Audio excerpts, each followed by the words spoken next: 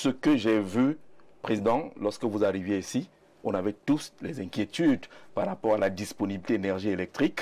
Ça partait, ça revenait, tout le monde était inquiet. Vous, vous aspirez à être président de la République.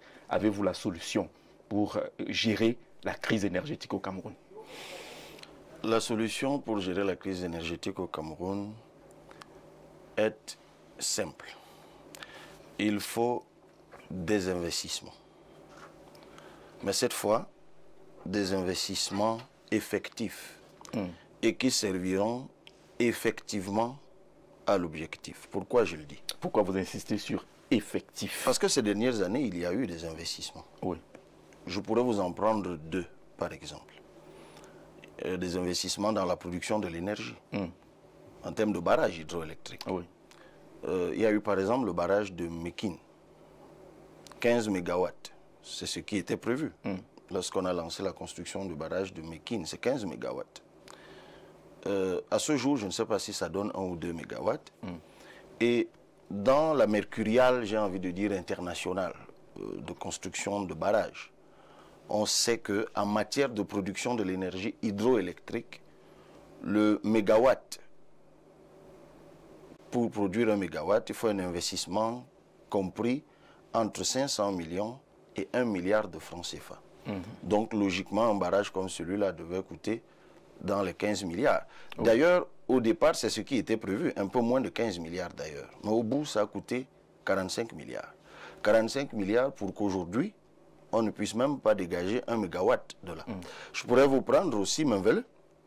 Menvelé, au départ, je crois, c'était prévu pour 212 mégawatts, quelque chose comme ça. Je pourrais me tromper sur un chiffre. Donc, logiquement, ça devait coûter dans les 212 milliards, autour de 200 milliards. Ce qu'aura d'ailleurs coûté la centrale à gaz de Kribi. La centrale à gaz de Kribi, qui, elle, devait produire ou doit produire autour de 230 mégawatts, quelque chose comme ça. Mais je crois qu'on a englouti à Menvelé un peu moins de 500 milliards de francs CFA. C'est pour ça que j'insistais pour dire que... Alors, le Cameroun a un potentiel énergétique énorme, principalement de deux types. Principalement. On a un potentiel hydroélectrique, on a un potentiel solaire, et même dans une certaine mesure, un potentiel éolien. Mais en termes de production, qu'est-ce qui coûte le moins cher? Globalement, on pourrait dire l'éolien. Encore que je pourrais me tromper. Mais je sais que lorsqu'on compare la production de l'énergie hydroélectrique à la production solaire, l'investissement au mégawatt coûte un peu plus cher pour l'investissement dans le solaire. Mais le potentiel du Cameroun, tout le monde le connaît, ceux qui s'intéressent à la question, c'est de 23 000 mégawatts. Nous sommes donc deuxième potentiel en Afrique, après la République démocratique du Congo. Je parle du potentiel hydroélectrique. Et je crois 16e ou 18e mondial. Je pourrais me tromper. Et pour que nous puissions satisfaire la demande actuelle, nous devrions produire minimalement, y compris d'ailleurs la demande industrielle, minimalement 5000 mégawatts. Et nous pensons, vous m'avez demandé quelle est la solution. Quelle est la solution? La solution, c'est de construire en partie en fonds propres, parce que si vous n'avez pas résolu la question de l'énergie, en tout cas en ce qui me concerne, vous avez entre les mains un projet de société qui est articulé autour du multiplicateur industriel, dont vous ne pouvez pas aspirer à l'industrialisation si vous n'avez pas. Donc c'est la priorité des priorités. Donc il faut investir en partie en fonds propres, mais cette fois dans des investissements réels, pas des éléphants blancs, mais également aussi en joint venture. En joint venture. Et là, on est obligé de travailler en coopération avec un certain nombre de pays qui se sont illustrés dans le domaine, des pays d'ailleurs avec lesquels le Cameroun est en coopération aujourd'hui, pour trouver des partenariats d'investissement dans le domaine. Donc, c'est là que ça se joue. Mais là encore, pour dégager ces partenariats, il faut être crédible. Mais là, derrière, il faut avoir réglé la question de la gouvernance. Mais sur le segment des ménages, Le segment des ménages. Parce que là, vous avez évoqué, et j'ai préféré terminer par là, vous avez évoqué le délestage, ce qu'on a vécu, ce que moi j'appelle l'engueulant. Ce qu'on continue de vivre, parce qu'il y a plusieurs quartiers à Yaoundé aujourd'hui. Déjà, moi, je partais de la maison. Les gens nous écrivent qu'ils ne savent pas comment faire pour suivre l'émission parce qu'il n'y a pas d'énergie. C'est un problème réel. Au moment où moi je pars de chez moi pour cette émission, d'ailleurs, mon quartier n'est pas très loin du vôtre ici. C'est le quartier Obobogo, c'est quoi? C'est à 10 minutes ou 15 minutes d'ici. Sortant déjà le matin pour aller à l'Assemblée nationale, il n'y avait pas d'énergie. Je suis rentré en soirée, il n'y en avait toujours pas. Et je pense, dans mon quartier au Bobogo, donc en venant même ici, j'étais un peu dubitatif. Alors, la question pour les ménages. Mais je voulais évoquer la question justement pour les ménages. Et là, il faut être très attentif. Parce qu'au jour d'aujourd'hui, lorsque j'évoquais les investissements qui ont été faits tout à l'heure, on a investi sur l'hydroélectrique, on a investi en partie d'ailleurs dans le gaz. Il y a Nachigal qui a annoncé également. Et on a investi aussi sur les centrales thermiques. Oui. On a même investi sur les générateurs. À cause de mauvais investissements, on a un déficit de production. C'est-à-dire on a mis beaucoup d'argent, comme je l'ai dit tout à l'heure, dans des investissements qui ne produisent pas. Mais si vous permettez, j'ouvre encore une petite parenthèse. Sur Menvelé, par exemple. Lorsqu'on construisait le barrage de Menvelé, certains experts déjà à l'époque avaient mis en garde qu'en période d'étiage, ce barrage ne produirait pratiquement aucun kilowatt. Oui. À cause de l'assèchement du lit du fleuve.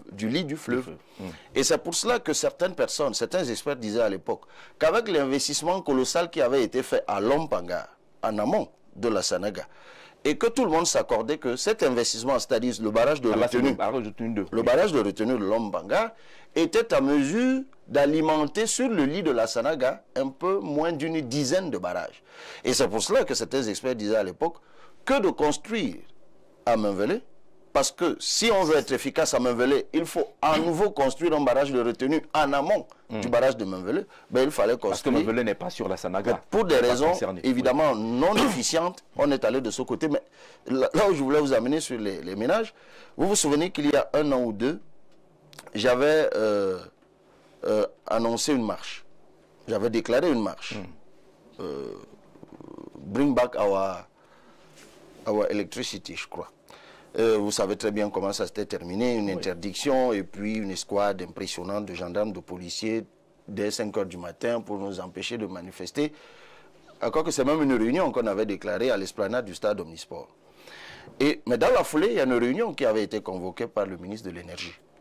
Et lorsqu'il m'a présenté l'étalage... Vous étiez invité? Oui, j'avais été invité. Oui. Ah oui, voilà. Lorsqu'il avait fait étalage des investissements qu'il y avait eu dans le secteur de l'électricité, on est très vite arrivé à la conclusion que, en fait, on peut avoir de l'électricité dans les ménages. Mais le problème, c'était quoi? Mais qu'est-ce qui se passe? C'est qu'il y a beaucoup de centrales thermiques qui ont été construites, beaucoup de générateurs, dont ça fonctionne au fioul, qui ne fonctionnent pas parce qu'il n'y a pas de carburant. Tout simplement.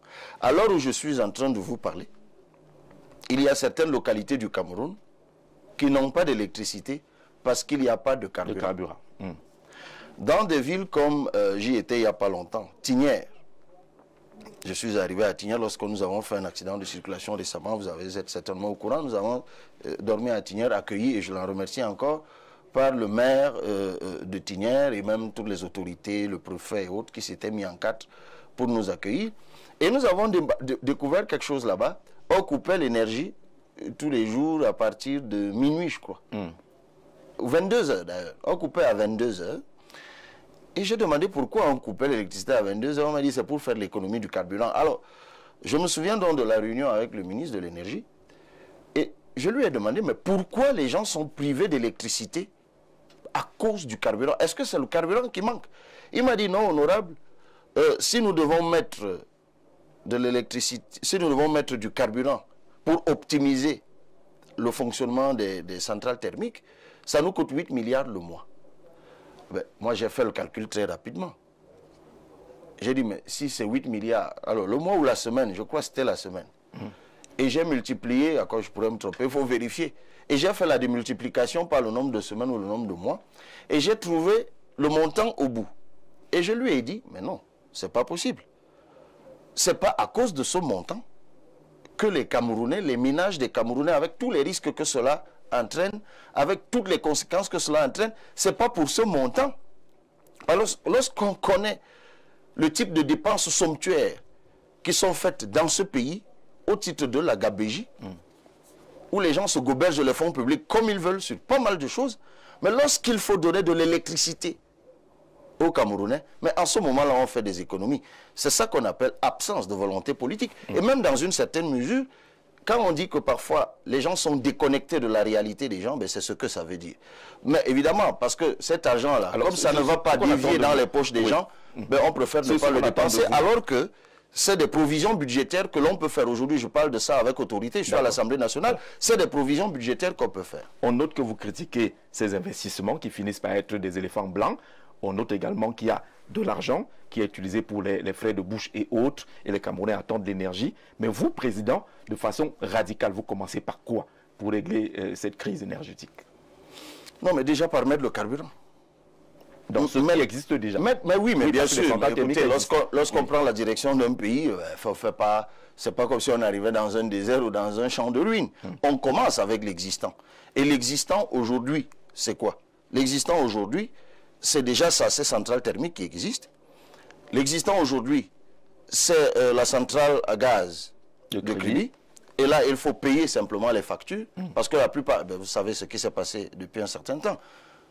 C'est parce que les factures ne sont pas payées que parfois ils ferment tout simplement l'usine. Donc il faut que l'État prenne des dispositions pour que ces factures-là soient payées. Et là encore, il faudra régler définitivement le yo-yo qu'il y a entre Eneo et l'État du Cameroun. Et ça aussi, je l'avais découvert à la réunion dont je vous parlais tout à l'heure. Parce qu'on est dans une sorte de dialogue de sourds. Où lorsque vous demandez à l'État, mais pourquoi Eneo ne paye pas ses factures, l'État vous dit, non, Eneo vous répond, c'est plutôt l'État. C'est l'État qui nous doit de l'argent. Parce que nous fournissons de l'énergie à l'État et l'État ne nous paye pas. Et bien lorsque vous vous retournez du côté de l'État, l'État vous dit, mais non, Eneo a notre argent. Parce que Eneo ne paye pas les droits d'eau. Parce qu'effectivement, lorsqu'on relâche par exemple l'eau du barrage de Lompanga, cette eau-là est facturée à Eneo. Donc personne ne paye. Il y a donc un jeu de chiffres. Mais pour tuer ce jeu-là, il faut qu'on revienne. Alors il y a quelques temps, il y a quelques mois, à la présidence de la République, on avait convoqué, on avait mis en place là-bas une sorte d'équipe de travail qui devait donc faire une évaluation de qui doit quoi à qui. Mais ça fait au moins 6 ou 7 mois que cette équipe de travail a été mise en place. J'ai beau chercher l'information, on me renvoie à la présidence que j'aille là-bas chercher l'information. Bon, évidemment, je vais continuer à me battre. Donc il faudra régler définitivement le jeu de passe-passe qu'il y a entre les pouvoirs publics et Eneo pour clarifier cette situation-là et puis la normaliser, payer les factures, je l'ai dit tout à l'heure, mettre le carburant dans les centrales qui existent, et puis investir en urgence d'abord dans le transport aussi de l'énergie. Oui. Parce que, attention, il y a aussi un autre problème au Cameroun dont on ne parle pas suffisamment. Lorsque Eneo est arrivé, bon, enfin, on ne va pas rentrer dans tout cela, mais lorsque la prise en main de Eneo, mais avant Eneo, d'abord il y avait eu Actis et tout le reste, ce dont on ne parlait pas beaucoup, c'était de la vétusté des lignes de transport de haute tension. Parce que les gens, ils croient, lorsqu'on parle de transport d'énergie, ils croient qu'on parle des fils noirs qu'il y a au-dessus de nos maisons ou le long des routes. Non, ce n'est pas de ça qu'on parle. On parle du transport de haute tension. Et puis, il faut que les gens sachent que parfois, il y a des lestages, non pas tant, parce que l'énergie manque. Il y a la production. Il y a la production, notamment lorsqu'on sort des périodes d'étiage et qu'avec les pluies, il y a suffisamment d'eau et tout. Souvent, on a des lestages, même pendant les pluies, parce que pendant les saisons sèches, on dit que c'est à cause de l'étiage. Mais qu'est-ce qui justifie donc le délestage pendant les saisons de pluie? C'est parce que l'infrastructure de transport est déficient. C'est pour cela qu'on a créé la Sonatrel. Et ça, c'est une autre mesure, j'y reviens tout à l'heure. C'est pour ça qu'on a créé la Sonatrel. Ça, c'est un point sur lequel il faudra absolument investir en urgence. Autre chose, investir sur la distribution. Là aussi, c'est un problème. Parfois, les gens n'ont pas d'électricité simplement parce que le transformateur ne fonctionne pas. Il a pété. Les gens n'ont pas d'électricité parce que les poteaux sont tombés. Parce que les fils sont coupés. Ça aussi, c'est une réalité. Et dans l'arrière-pays du Cameroun, souvent, lorsqu'un poteau il tombe, nonobstant la documentation qui existe, vous la trouverez dans le site d'Eneo qui donne d'ailleurs des délais pour le remplacement, je crois c'est 24 heures ou 48 heures, de remplacement d'un poteau qui est tombé ou de remplacement d'un transformateur. Souvent, ça prend des semaines et des mois. Donc, le service, il est mauvais. Donc, je vous l'ai dit tout à l'heure, mettre le carburant déjà dans les centrales thermiques pour que les Camerounais aient l'énergie, investir en urgence dans le transport, investir en urgence dans la distribution, et puis arrêter la dispersion d'énergie. Justement, parce que dans ce secteur, on se perd un peu. Vous avez EDC, vous avez Eneo, vous avez Sonatrel, il y a même des sous-traitants encore. On ne sait plus qui doit faire quoi. L'État, entre-temps, on vous parle de factures, ainsi de suite. Il y a quand même un gros désordre dans le secteur. Mais vous l'avez compris. Parce qu'il y a un encombrement organique dans le secteur de l'électricité au Cameroun. Et lorsque vous y entrez, vous perdez la tête. Vous avez évidemment EDC, Electricity Development Corporation. Oui. Quand vous leur demandez à quoi vous servez, ils vous disent, nous avons le patrimoine. Donc, les barrages nous appartiennent. D'accord. Puis, au commencement, ils ont été créés juste pour l'Ompanga. Oui, juste pour l'Ompanga, et puis on a élargi. Maintenant, tous les barrages lui appartiennent à EDC. Oui. C'est une administration, une grosse administration. Sauf que ça s'arrête là, à la propriété du patrimoine. Lorsqu'il faut transporter l'énergie qui est produite d'une unité de production à l'unité de transformation, on pourrait le dire comme ça, parce qu'il y a des gros transformateurs, là c'est Sonatrel. C'est une autre administration. Maintenant, lorsqu'il faut distribuer, c'est-à-dire vendre cette énergie aux ménages, aux consommateurs globalement, aux industriels et autres, là c'est Eneo. Mais ça ne s'arrête pas là. Vous avez donc maintenant des organes que j'appelle des îlots organiques. Vous avez par exemple la KPDC, Kribi Power Development Corporation. Oui. Tous les projets dont vous avez parlé tout à l'heure, c'est des établissements publics administratifs, hein, ou quasi. Vous avez parlé de Lompangar tout à l'heure, on a parlé de Menvele tout à l'heure, on a parlé de Mikin. Partout là où il y a ces projets, et ça existe toujours quand même le projet, mais de toute façon les projets ne finissent jamais. Il y a généralement un conseil d'administration, il y a un DG avec des administrations et des salaires conséquents. Mais non seulement il y a une déperdition financière, il y a une dispersion d'énergie, mais il y a un gros problème de coordination de tout ça. Un gros problème de coordination, parce que chacun va vous dire, ma compétence, elle commence ici, elle s'arrête là. Donc le problème qui se pose de l'autre côté, déportez-vous à celui qui en est responsable.